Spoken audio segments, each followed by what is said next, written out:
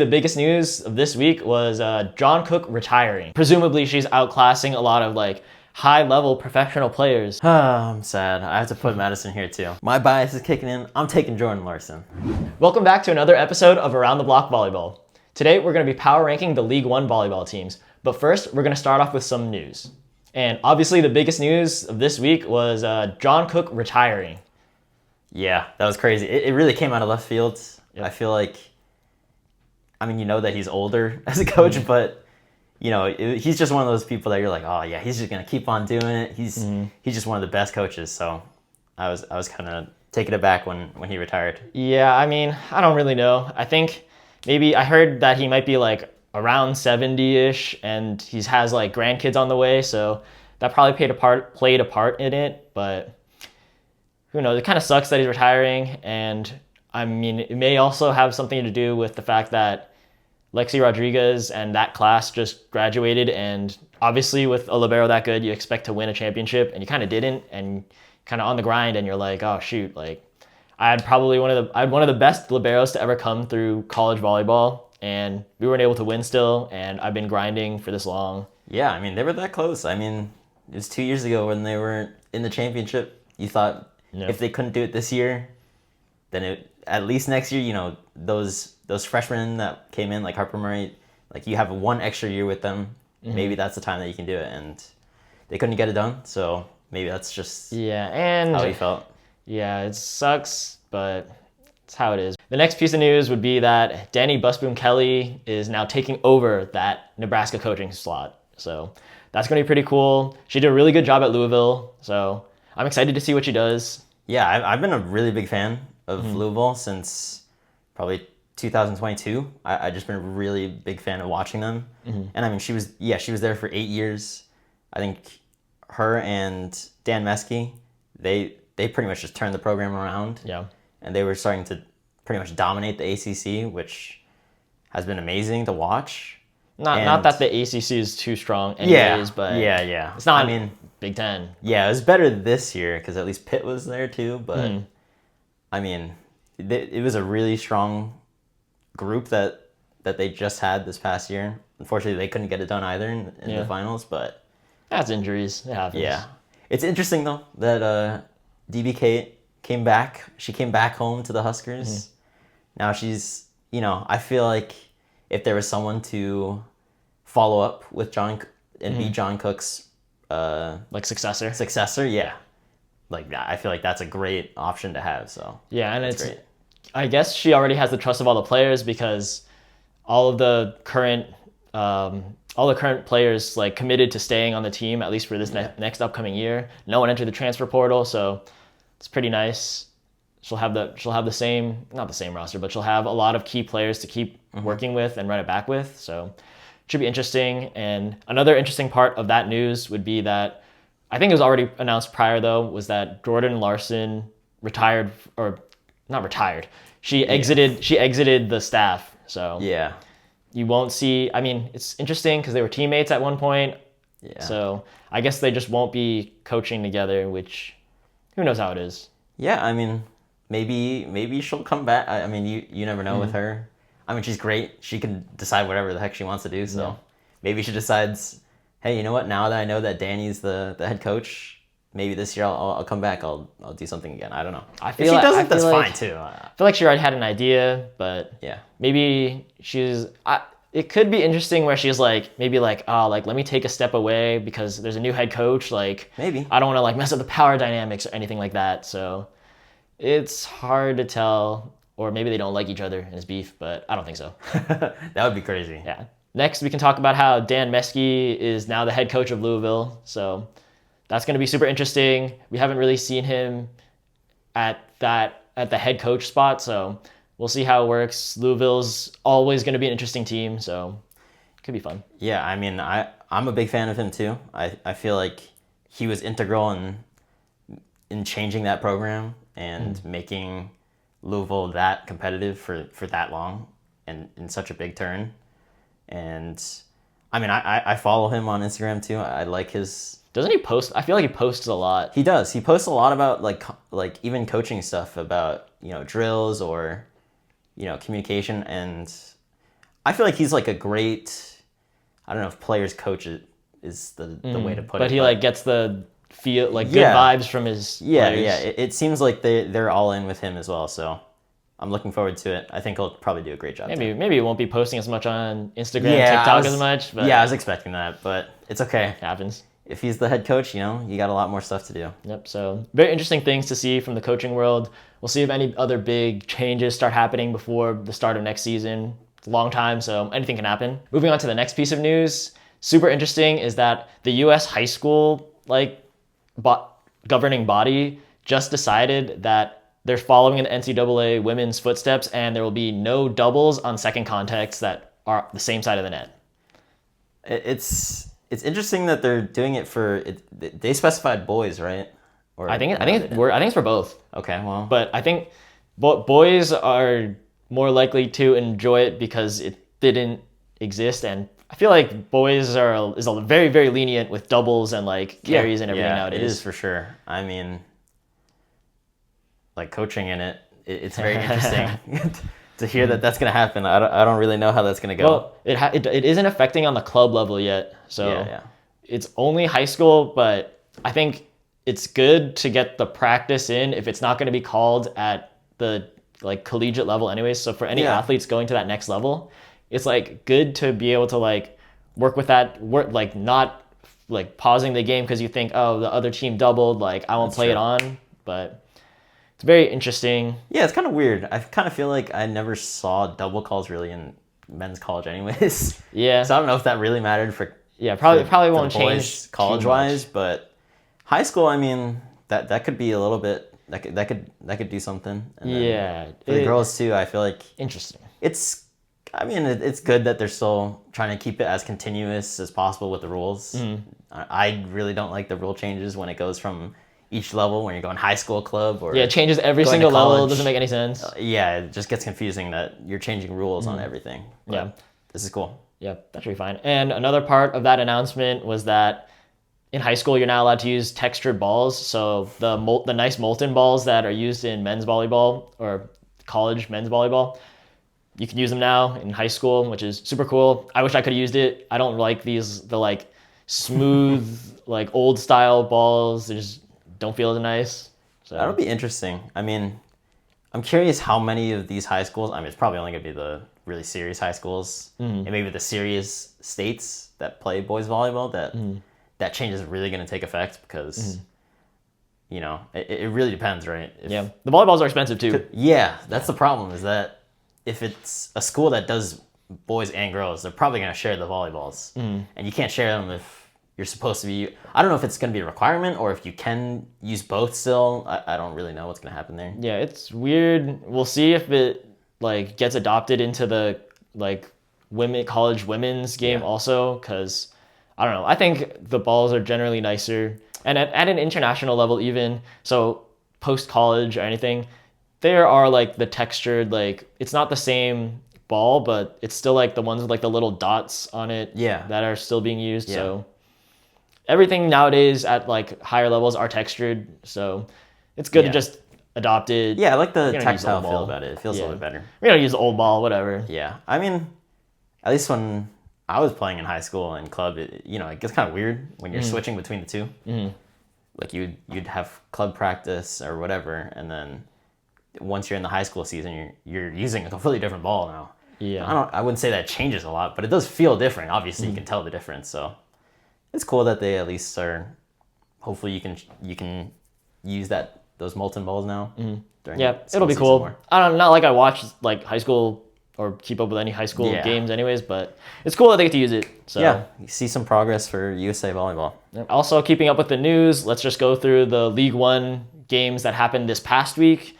So on Wednesday, we just had Houston 3-0ing Madison.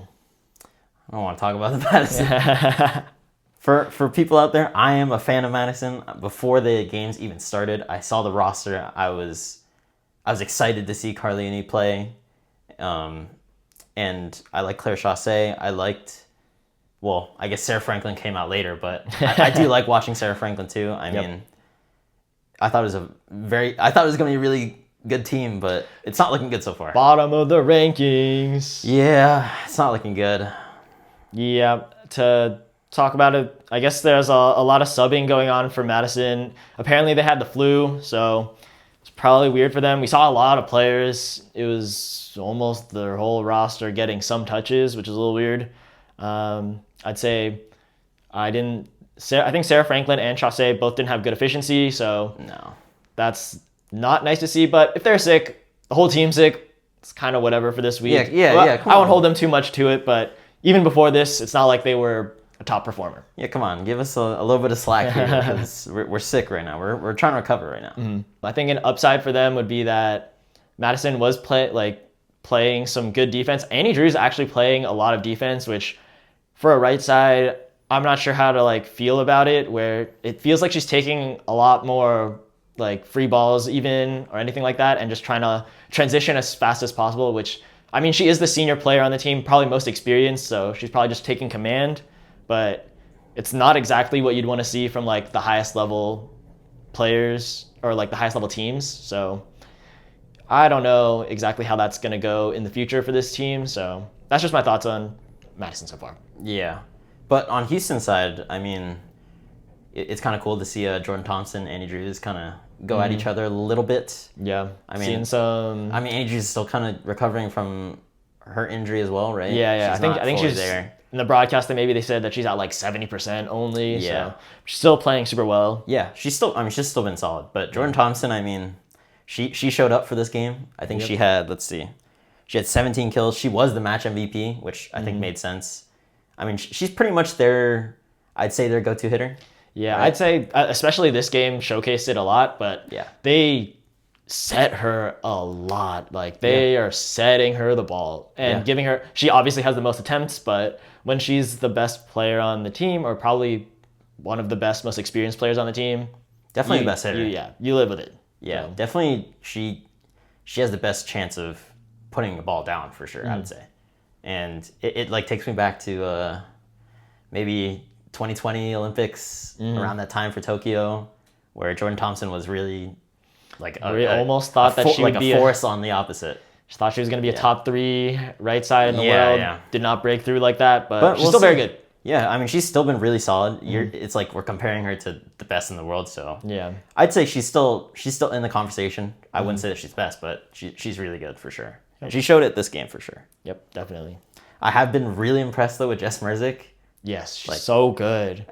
It's kind of crazy, and Sarah Franklin too. Honestly, that those, and we can talk about the rest of the 6 that came up from college, but those two. They are the standout players in these past couple games. They've been really, really good for these teams. I mean, Jess Merzick for sure. She looks super solid with that. It's like she didn't even skip a beat from the national championship to these games, right? Yeah, and I mean, she's outclassing. I mean, presumably she's outclassing a lot of high-level professional players. So she's just proving that she's ready. She was ready for this next level, even though I won't lie, I was one of the doubters. I wasn't sure how well it would translate. Obviously, I didn't think she'd be bad, but I didn't realize that she would be this good. No, yeah. I mean, she makes it look she made it look like there wasn't a change in her play at all. That she's still playing the same way, and it's cool that she's able to do that, and she's still stepping up, and she still looks like one of the best players on the court when she's playing. Yeah, and aside from even just her attacking,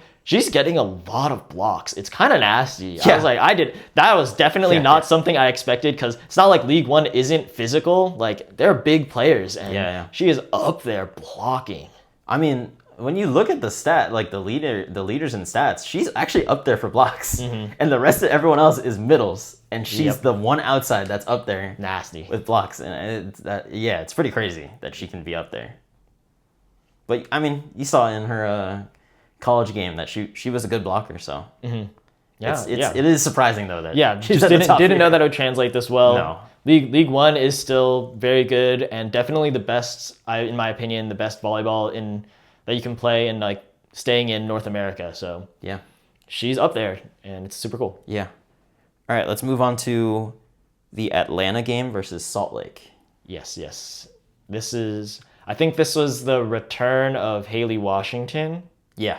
So she got to play her first game of the League One season. It was really nice to see her play. I didn't realize how big of a fan I was until I saw her on the court. I saw her energy again. I was like, oh my God, I missed this. This is what League One was missing. I think so too. Yeah, it's like she brings like an extra gear of energy, and she gets pumped up on pretty much anything.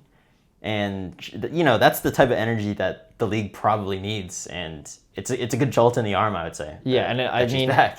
part of the problem that a lot of people are having with League One so far was that like it feels a little bit more like practice games, exhibition games. There's no real intensity. You feel no rivalries. But I feel like Haley Washington is going to bring that energy, and not that she's going to beef with anyone on any other teams, but like her energy is just probably like infectious. So it's like when you see someone getting that intense, like the intensity from her team, the other teams should be stepping up, and I think it's going to be super fun. Yeah, I mean, even though they got 3-0.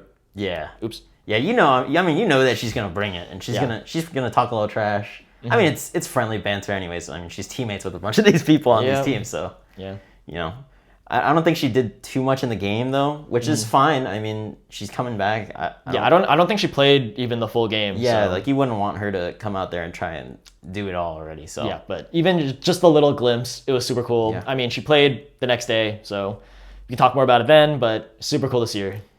Yeah, I mean, I think looking at the game, it was really close sets. It was maybe they only lost by 3 or 4 points in each set, but I feel like we were watching it and they were just Salt Lake would kind of give up points towards the end. They wouldn't win the really close points at the end of the set, and I feel like that's probably what determined how Atlanta came out on top. Yeah, and I mean, it's not taking anything away from Atlanta. Atlanta's actually a very, very good team. They're number 1 in the standings after this week, so obviously means something. And yeah, I mean, at least Atlanta, just to talk about them for a little bit, because we talked a lot about Salt Lake so far.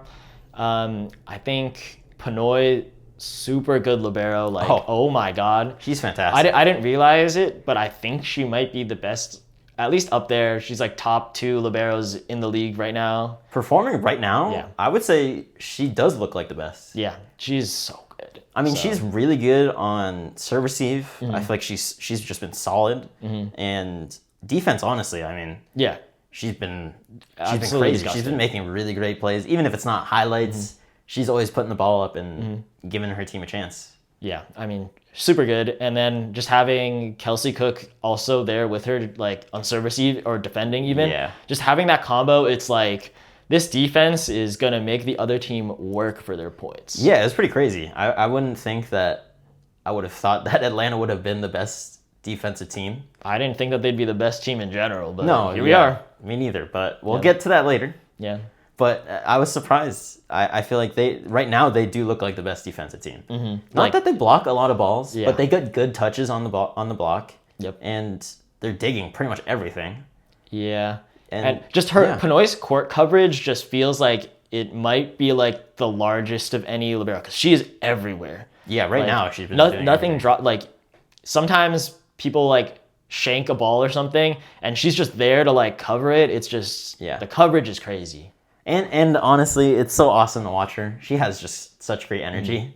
It looks like she's just having fun out there. She's just balling, which is it's super fun to watch. She's been great. Yep. And and Kelsey Cook I feel like she's probably been one of the best passers too in the league so far. So. Yeah, I mean, you got for a non-libero, she could be the best. Yeah, for like two of your passers in serve receive to be the best in the league, pretty much. I mean that puts you in system. I feel like their middle play has actually been very good, which has helped keep their offense pretty balanced so far. Yep. But I mean, we should probably talk about who was dominating this game, which was Mackenzie Adams. She went off. She had 13 kills, and her efficiency was crazy. I think it says I have 76% kill percentage. Whew. Like you don't see that from an outside ever. That's terminating. If an outside does that, they're just taking over the game. Yeah, I mean those are basically those are like men's like level like it's crazy plays like numbers. It's crazy. I mean, the fact that and it's like we didn't even talk about it, but she's actually a really good passer too. Yep. So you think, oh, we should have 2 of the best passers. Maybe you can pick on that other outside, but she's been solid in serve receive too. Yep. Doesn't matter who you're serving. So like they're always in system, and just today that Wednesday was just one of those days, or sorry, Friday. Friday. That day was just one of her days where she couldn't do anything wrong. Everything was gonna hit the floor pretty much. Yeah, I don't know. Atlanta, super good, super solid. Not to say that Salt Lake didn't have a chance, but in that matchup, especially with Haley Washington just coming back, it was going to be a tough one for them. I mean, they kept it close, but it was going to be a tough one for them. Yeah. And I don't even think Kelsey Robinson Cook even had a great game offensively, at least, because I think her passing is always going to be there, so that's always good. You don't have to worry about that. But offensively, she didn't have a great game. But everyone else on the team, like, they have a really balanced offense, which makes it that much harder to stop. Even when your founding athlete, your name for the team is Kelsey Cook, but she doesn't have a great game, and they were still able to pull out a win and sweep Salt Lake with just a really balanced offense. And we can even talk about another one of those newer players right out of college, Rachel Fairbanks.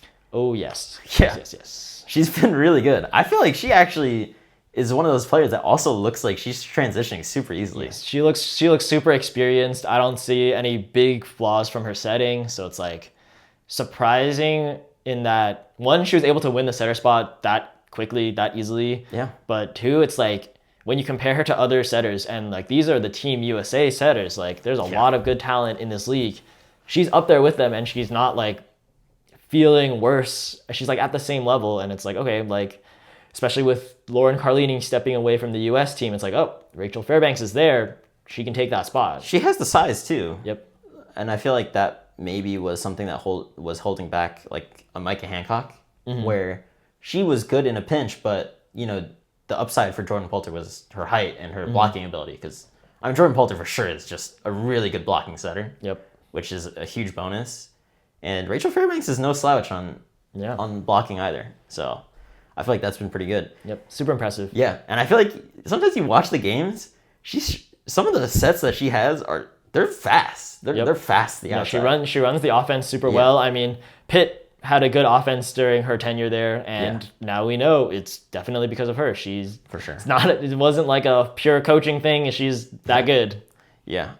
I mean, it was pretty crazy. I think I saw some really fast sets to the outside, and I mean, if you're clicking on the outside in a really fast tempo, I mean, that makes it that much harder to defend for sure. Moving on to Saturday's games, we started off with Austin versus Salt Lake in a 5-set game where Salt Lake came out on top. I thought that game was pretty crazy. I think the third set was 27-25 for, I don't remember who won that set actually, but I feel like that's super pivotal. And I mean, Salt Lake has been looking pretty good. I feel like they've started to pick it up a little bit more.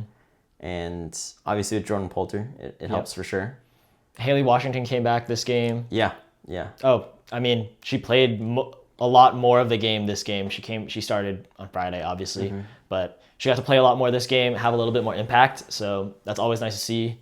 So pretty cool. Austin, I mean, obviously played a close game, struggled a little bit to finish it out. But when Skylar Fields is having a game like that, not much you can do. I mean, obviously you could, but it's going to be tough. So that's okay. This is a learning experience. So it's a tough game, very entertaining game. Probably one of the best games that League One's had to watch as like a fan so far. So that's good. Definitely game of the week for sure. Yeah, easily. Yeah, and Skylar Fields is just unstoppable. I mean, 25 kills. Yep. She got 6 blocks. I mean, that's just crazy that she blocks is nasty. I mean, she really just won them a straight up set with the points that she scored, which is insane for sure. Especially in a 5-setter, that matters. We can move on to the next game, which was Omaha versus Atlanta, which was a 4-setter. Atlanta won, and these were these are the top 2 teams in the standings, and Atlanta proved that they're on top right now. Yeah.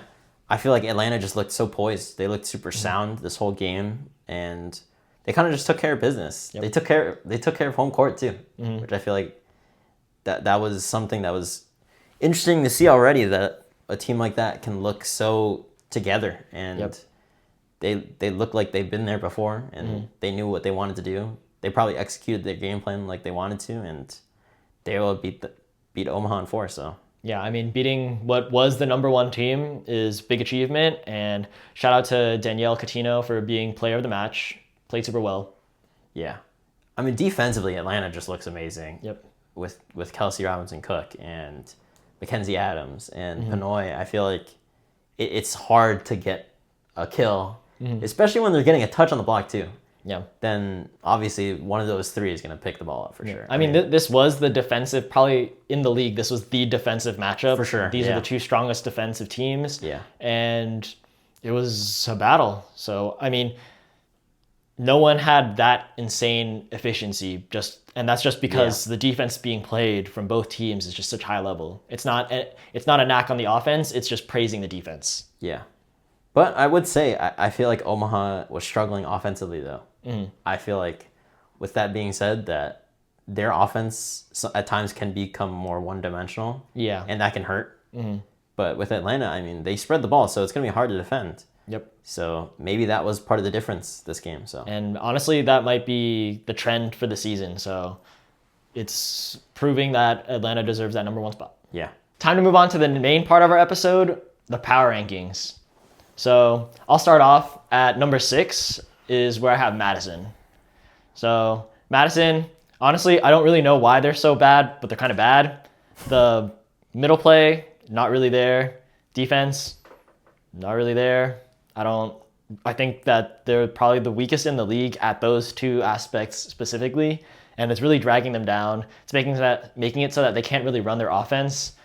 Kind of depressing to watch because going in, honestly, I expected them to be one of the top tier teams, probably fighting for that number 1, 2, 3 spot. But that's how it is. I'm sad. I have to put Madison here too. I'm a fan, but I feel like I have to call it how I see it. I think Madison's right here at the number 6 spot here. I feel like you said, I feel like the middle play hasn't been great enough yet for them to really unlock the offense. And I think the defense too, I feel like it starts with the blocking. Yeah. And I don't think the blocking has been very good. And that's not just the middles. I think that's all of the front row. I feel like the blocking hasn't been great. So I feel like that's been important.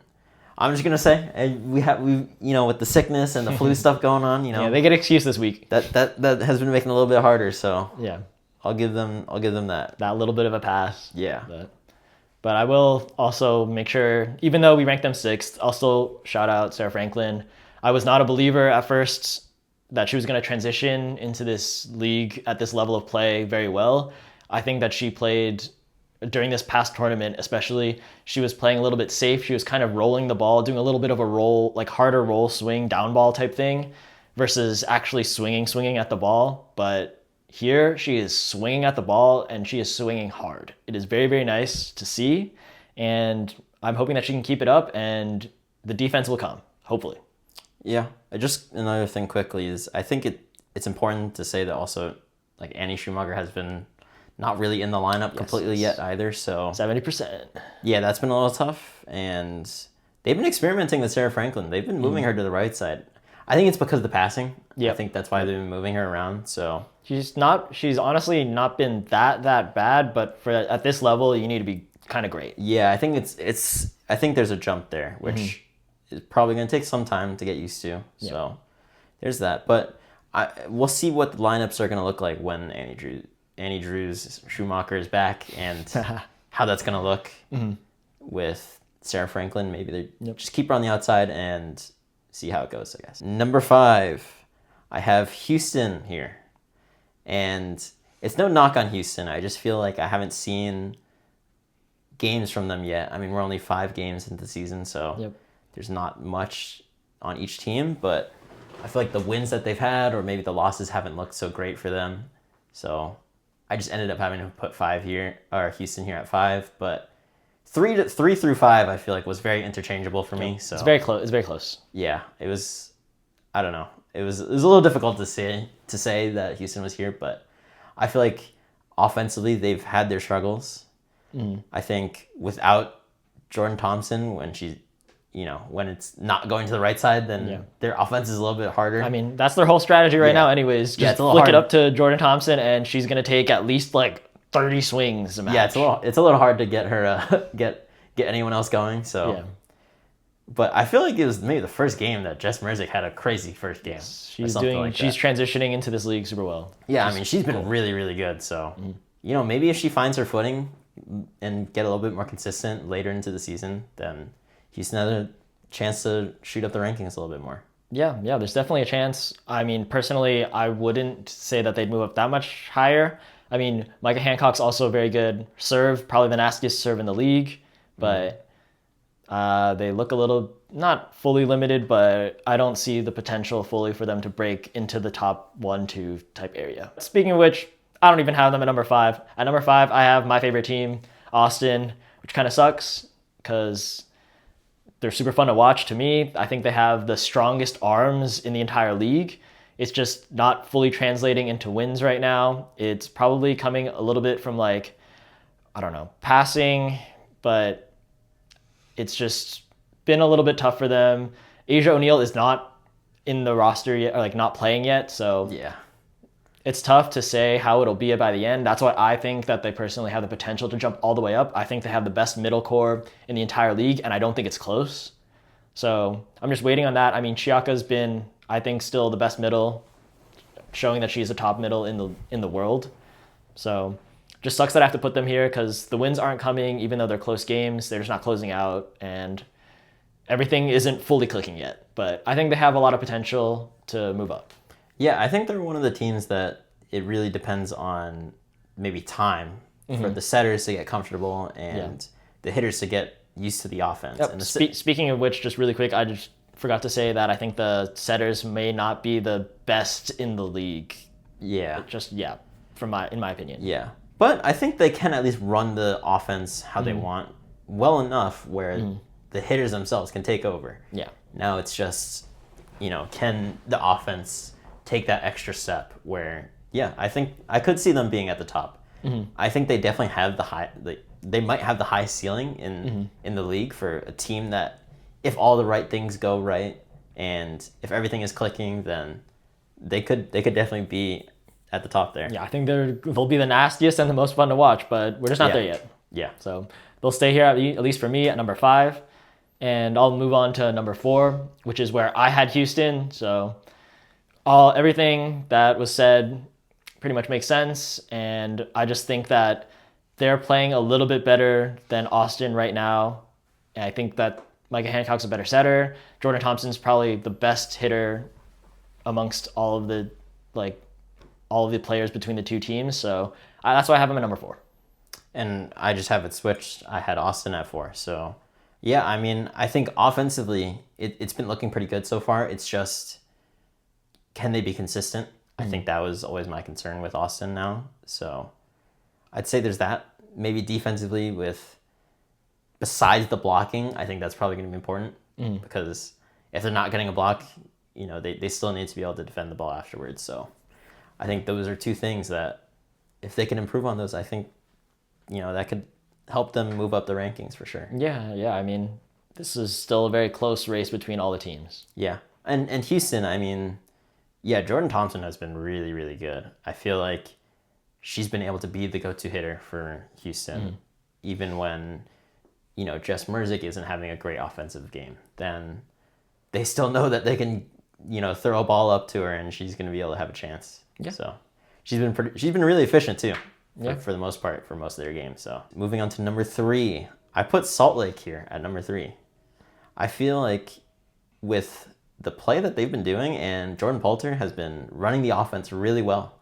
I feel like it's a really balanced offense with the outsides that they have there. They've been able to still run the middle, and with the 6-2, I feel like that always helps with running the offense, that you're always going to have 3 hitters, and that's been really good for them. Yeah, I know Skylar Fields is also playing super well, so that helps them a lot. Yeah, and sometimes they don't run the 6-2. I know that sometimes they don't completely sub through, so I feel like Skylar Fields has been really good, so that, maybe that's why they're not doing the 6-2. Yeah, I mean, when she's playing out of her mind, she's kind of, I think she might have even been player of the week for the past 2 weeks, but something really crazy like that. So it's hard to not be high on the Salt Lake team, even though we may not have been to start the season.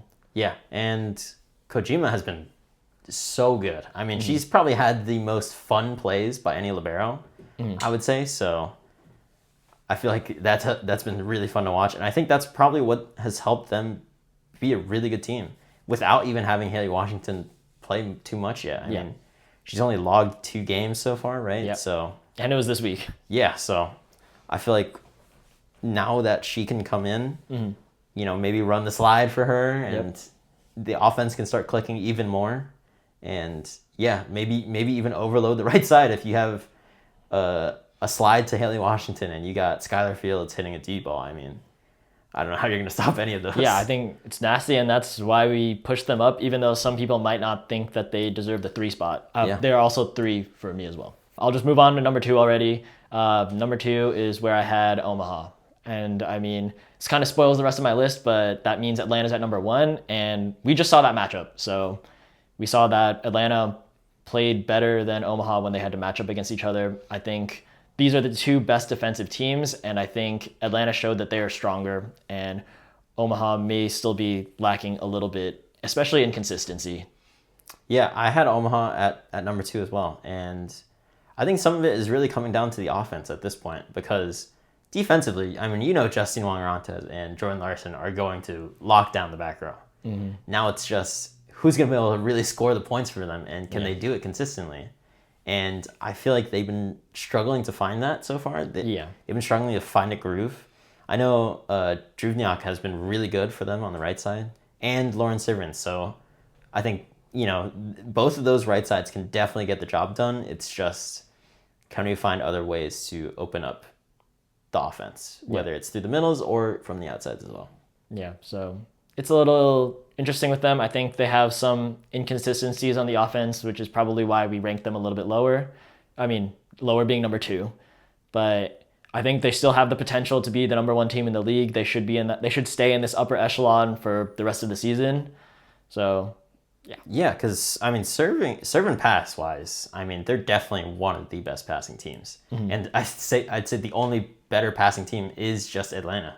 Yep. Because Jordan Larson and Justine Wong-Arantes are serving up straight dimes to the setters. So now it just comes down to, can they put the ball down on offense, and can they hold serves? I feel like those are probably the 2 things that are just holding them back from taking number 1. And then number 1, we've already talked about it. Atlanta has just been on a tear recently, and I feel like that matchup this past weekend was the one to seal the deal for them to be here at number 1. Yeah, I don't think most people probably didn't fully expect it. I'm not sure how many people knew Pinoy before this season, especially American fans, but she's insane. I think she has some of the best IQ in the league, and she's probably, she is a top 2 libero, and for me, she might be in that number 1 spot. It's amazing. I mean, I didn't know that she was going to be this good, and I would say I agree that she honestly has been the best libero so far in the league.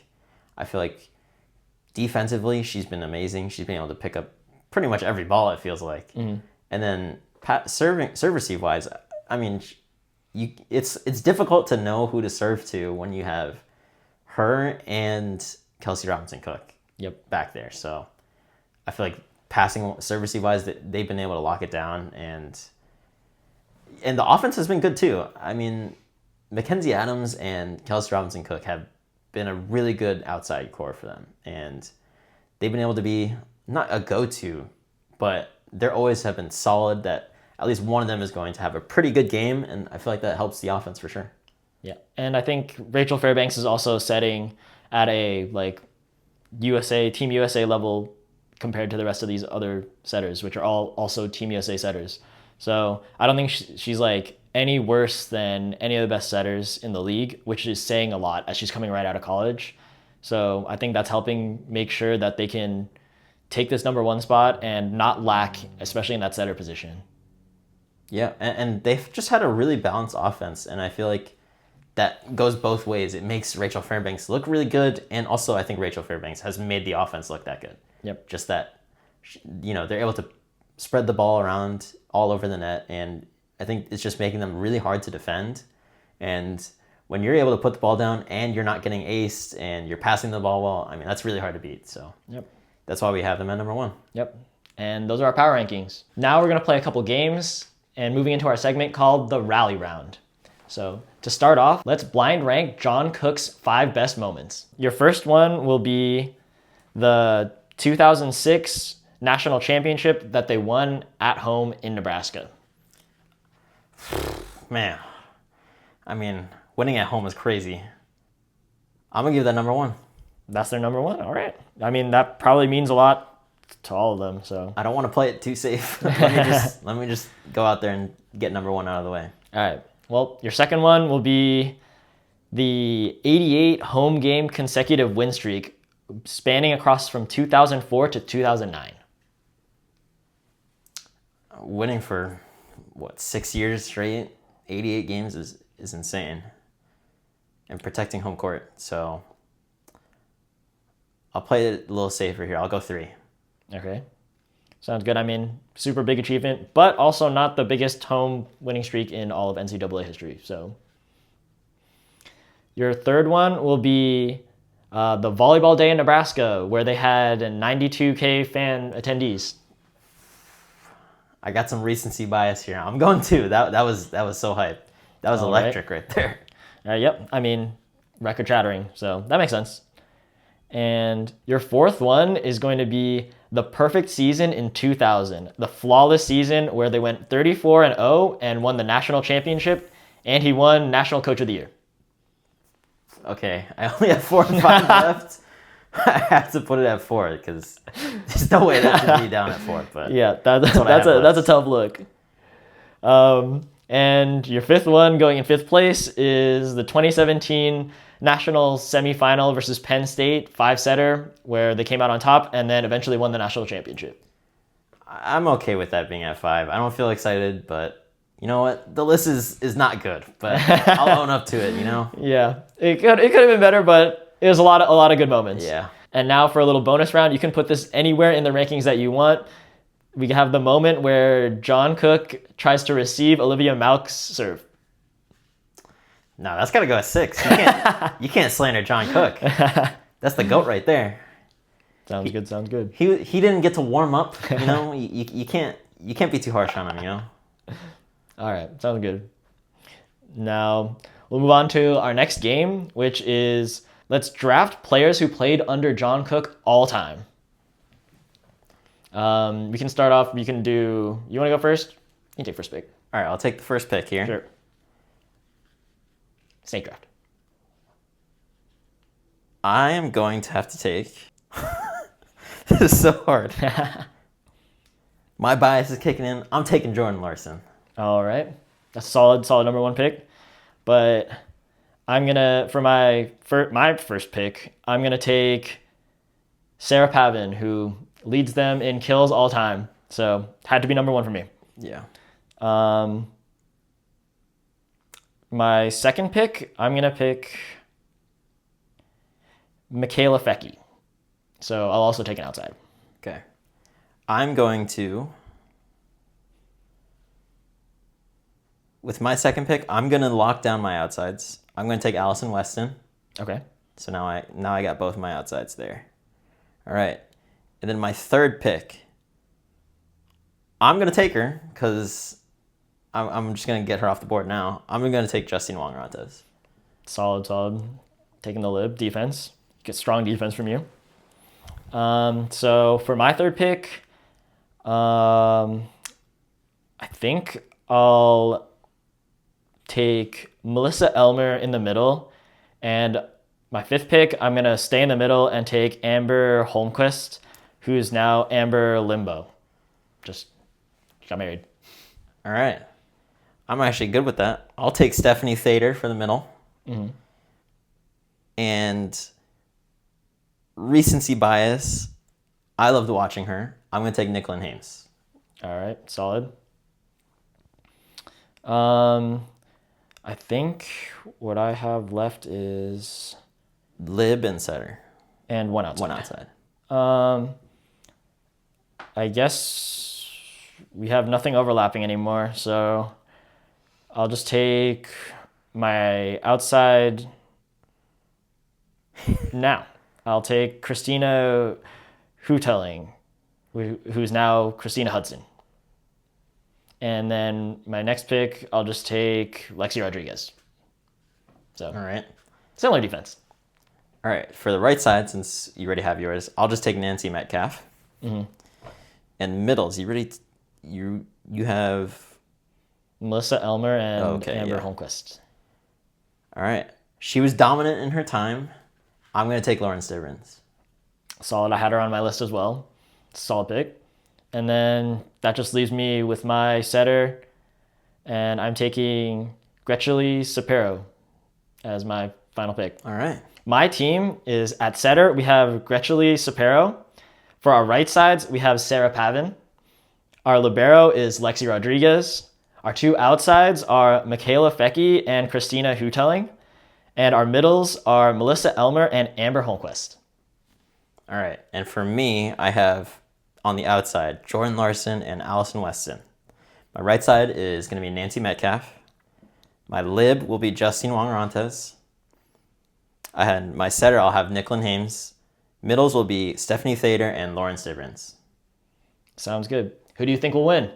All right, next, let's blind rank these League One uniforms. First, we got the Atlanta Libero jersey. Ooh, okay. Maybe it's a little bit of bias because Pinoy is wearing it, but I do like, this is one of the few colors that I really, really like from League One. So this is going at, I'm gonna put it at number 1, like whatever. I think it's really nice. Really good uniform. Yeah, it is a really good uniform. I like it too. All right, next, we have Austin's blue and purple uniform right here. Okay. It's not the worst. Kind of reminds me of like Starfire from Teen Titans. Which is a little weird, but I'm gonna put it at 3. I think it's a solid 3. Okay. It's pretty basic, so Yeah. you can't Nothing really go too wrong. crazy. Yeah, you can't go wrong with it. Also not a bad color from them. Yeah, for sure. All right. Now we have Omaha Green. Not a fan of the green, so instantly don't even really look 5. All right, that's fair enough. All right. Well, here we have the other Austin uniform, the long sleeve jersey. Ooh. Might also not be a fan of this one. Let's put this one at 4. Hopefully that number 2 is good. All right. And number 2, to round it out, we have the Madison blue and light blue purple, or light blue jersey. Okay, that's not the worst. Honestly, might have switched 2 and 3, but it's not bad. Interesting jerseys from them. All right, and those are the League One uniforms ranked. Thanks for joining us this episode, and we hope you come back to see us again.